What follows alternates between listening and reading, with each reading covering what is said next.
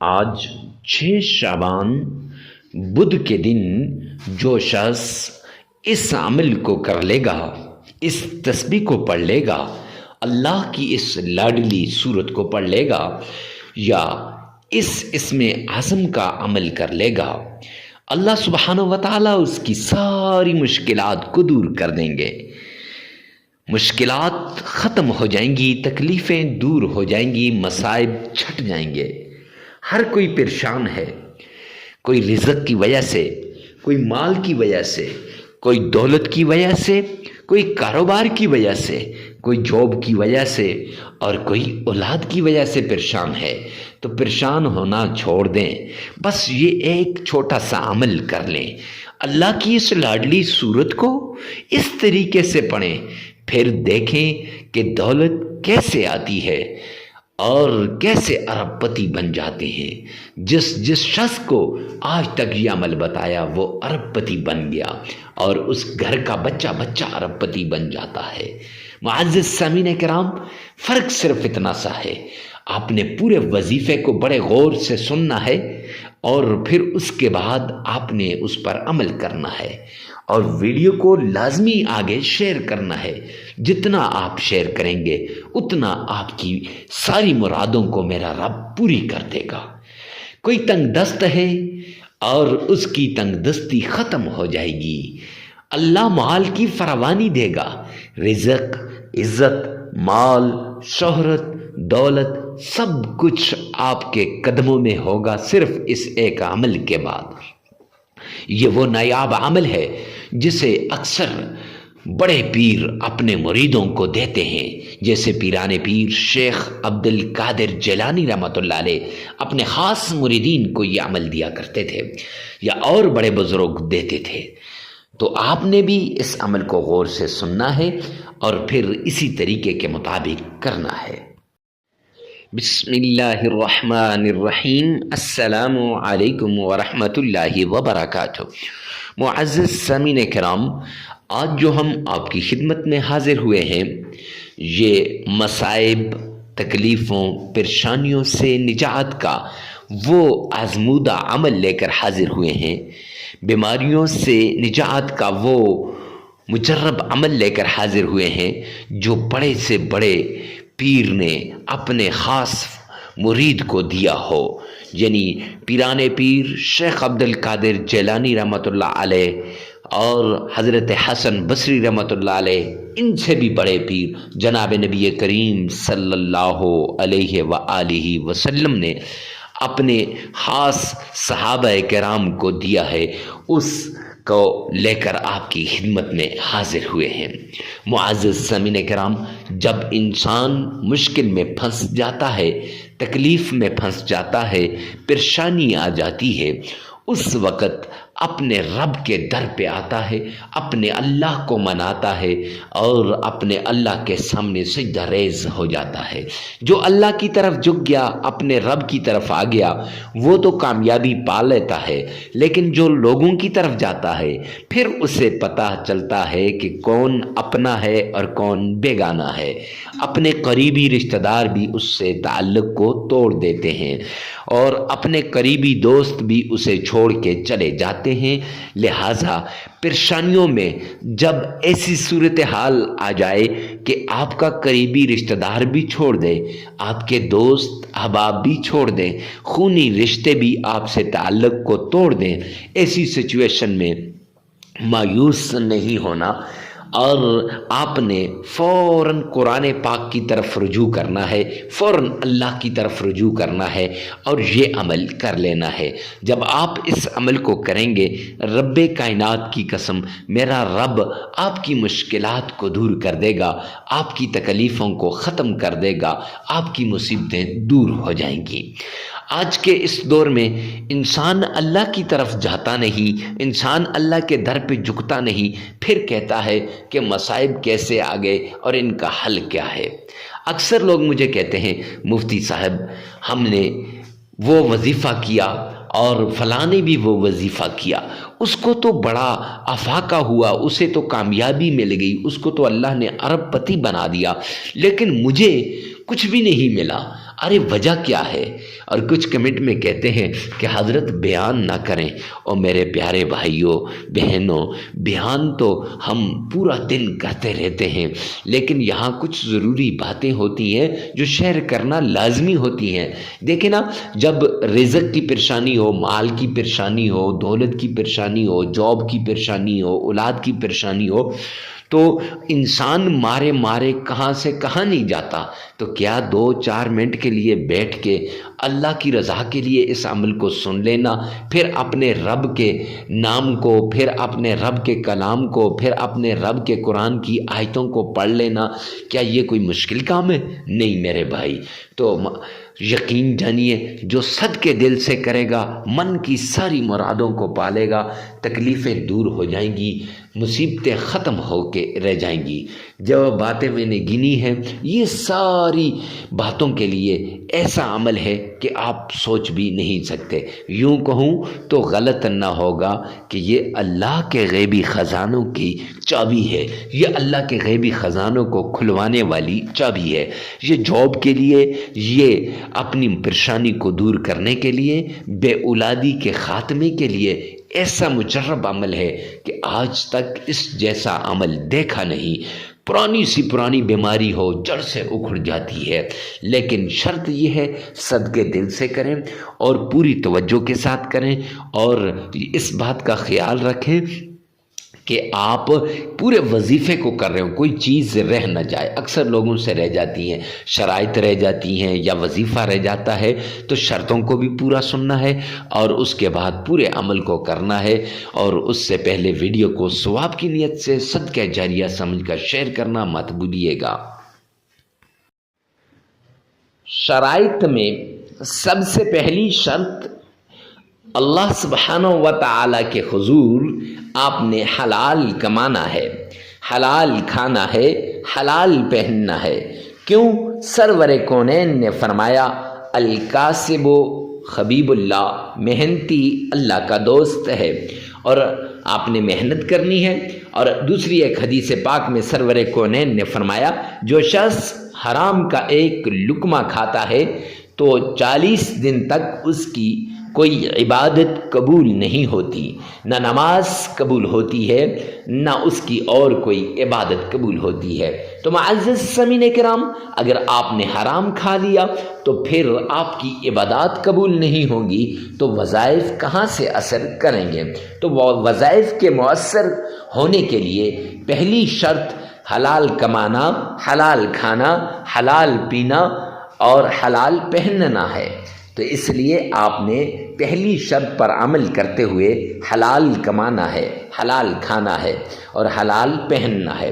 دوسری شرط، آپ نے نماز کی پابندی کرنی ہے، کیوں اللہ کا اعلان ہے قرآن پاک کے اندر وَمَنْ أَعْرَضَ عَنْ ذِكْرِي فَإِنَّ لَهُ مَعِيشَةً ضَنْكًا، جو میرے سامنے جھکنے سے اعراض کرے گا، جو میری یاد سے غافل ہوگا، جو مجھے یاد نہیں کرے گا، قرآن کی تلاوت نہیں کرے گا، نماز نہیں پڑھے گا، فرمایا فَإِنَّ لَهُ مَعِيشَةً ضَنْكًا، میں اس کی معیشت کو تباہ و برباد کر کے رکھ دوں گا۔ تو جب اللہ کسی کی معیشت کو تباہ و برباد کر دیں تو کوئی ہے جو اس کی معیشت کو صحیح کر سکے؟ تو اس لیے معزز سامعین کرام، آپ نے یہ 5 نمازیں لازمی پڑھنی ہے۔ ہاں آگے پیچھے ہو جائیں تو خیر، لیکن وقت پہ پڑھنے کی کوشش کرنی چاہیے۔ تیسری شرط، آپ نے اکیلے میں، تنہائی میں، ایسی جگہ میں آپ نے عمل کرنا ہے جہاں کوئی آپ کو ڈسٹرب نہ کرے، ڈسٹربنگ کریٹ نہ کرے۔ کیوں؟ جب ڈسٹرب ہوں گے پھر وظیفے کی طرف دھیان نہیں رہے گا، جب دھیان نہیں رہے گا تو پھر معزز سامعین کرام کیسے وہ وظیفہ قبول ہوگا؟ لہٰذا وظیفہ کرتے وقت جس مشکل کے لیے، جس بیماری کے لیے، جس تکلیف کے لیے، جس چیز کے لیے آپ وظیفہ کر رہے ہیں، اس چیز کو، اس بیماری کو، اس مشکل کو، اس تکلیف کو آپ نے سامنے رکھنا ہے اور اس کو ذہن میں رکھ کر پھر آپ نے عمل کرنا ہے۔ انشاءاللہ یہ عمل آپ کے لیے آخری عمل ثابت ہوگا، آپ کی تکلیفیں دور ہو جائیں گی، آپ کی مصیبتیں ختم ہو جائیں گی۔ ہر طرح کی تکلیف سے نجات کے لیے آپ نے اس طریقے کو اپنانا ہے۔ یہ 3 شرائط ہیں، ان پہ لازمی عمل کیجیے گا۔ سب سے پہلے آمنہ کے لال عبداللہ کے در یتیم جناب نبی کریم صلی اللہ علیہ وآلہ وسلم کی شان میں عقیدت کے ساتھ، پیار کے ساتھ، محبت کے ساتھ آپ نے درود پاک پڑھنا ہے، اور یہ درود پاک اس طریقے سے پڑھنا ہے گویا آپ نبی پاک صلی اللہ علیہ وآلہ وسلم کی روضہ رسول کے سامنے کھڑے ہیں۔ آپ صلی اللہ علیہ وسلم نے فرمایا دنیا کے کسی کونے پر بھی درود پاک جب پڑھا جاتا ہے تو وہ مجھ تک پہنچایا جاتا ہے۔ معزز سامعین کرام، یہ درود پاک آقا کائنات تک پہنچایا جائے گا، اس لیے عشق کے ساتھ، محبت کے ساتھ، ذوق اور شوق کے ساتھ درود پاک پڑھیے گا۔ اس طریقے سے درود پاک پڑھیں کہ گویا آپ نے روضہ رسول کی جالیوں کو تھام رکھا ہے۔ معزز سامعین کرام، آپ نے کون سا درود پاک پڑھنا ہے، کیسے پڑھنا ہے اور کتنی بار پڑھنا ہے، سب کچھ آگے چل کر ویڈیو میں بتایا جائے گا۔ کہ درود پاک آپ نے درود ابراہیمی پڑھنا ہے۔ ارے مفتی صاحب، درود ابراہیمی ہی کیوں خاص ہے؟ اس لیے کہ آپ نماز میں درود ابراہیمی کو کئی مرتبہ پڑھتے ہیں۔ پھر اس کے ساتھ آپ نے معزز سامعین کرام کیسے پڑھنا ہے اور کتنی بار؟ تو 3 بار پڑھنا ہے۔ کیوں؟ یہ کیوں؟ اس لیے کہ جامع ترمذی جلد 2 کی روایت ہے کہ سرور کونین نے فرمایا کہ جو شخص مجھ پر 3 مرتبہ درود پاک پڑھتا ہے اللہ سبحانہ و تعالی کی ذمہ داری میں آ جاتا ہے۔ اور پڑھنا کیسے ہے؟ آئیے میرے ساتھ مل کر ایک بار سن لیجئے گا۔ اللہم صلی علی محمد وعلی آل محمد کما صلیت علی ابراہیم وعلی آل ابراہیم انک حمید مجید۔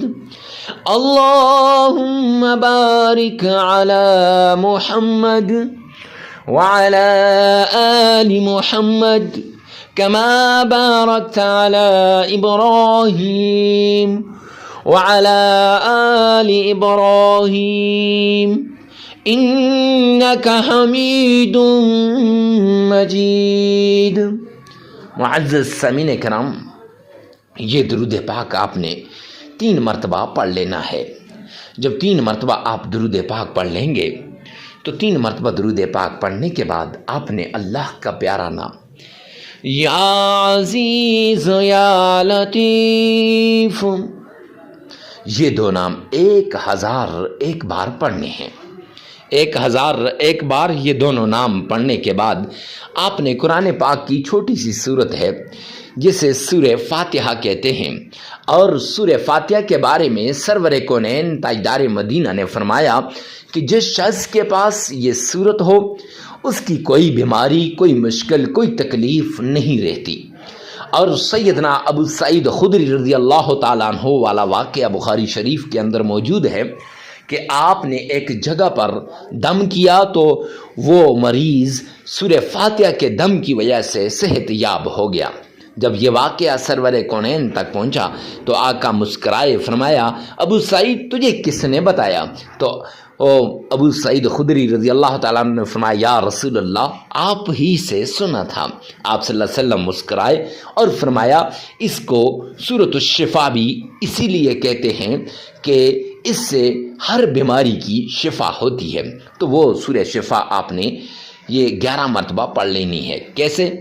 الحمدللہ رب العالمین الرحمن الرحيم مالك يوم الدين إياك نعبد وإياك نستعين اهدنا الصراط المستقيم صراط الذين أنعمت عليهم غير المغضوب عليهم ولا الضالين. یہ آپ نے صرف 11 مرتبہ پڑھ لینی ہے. اور پھر اس کے بعد قرآن پاک کی چھوٹی سی آیت ہے حسبنا اللہ ونعم الوکیل. یہ آپ نے 313 مرتبہ پڑھنی ہے. پھر 3 مرتبہ درود پاک پڑھنا ہے. عمل مکمل ہو جائے گا. عمل ایک بار پھر سن لیجئے گا. سب سے پہلے 3 مرتبہ درود ابراہیمی پڑھنا ہے. پھر اس کے بعد آپ نے اللہ کے 2 نام یا عزیز یا لطیف 1001 بار پڑھنے ہیں. اور پھر سورہ فاتحہ آپ نے 11 مرتبہ پڑھنی ہے.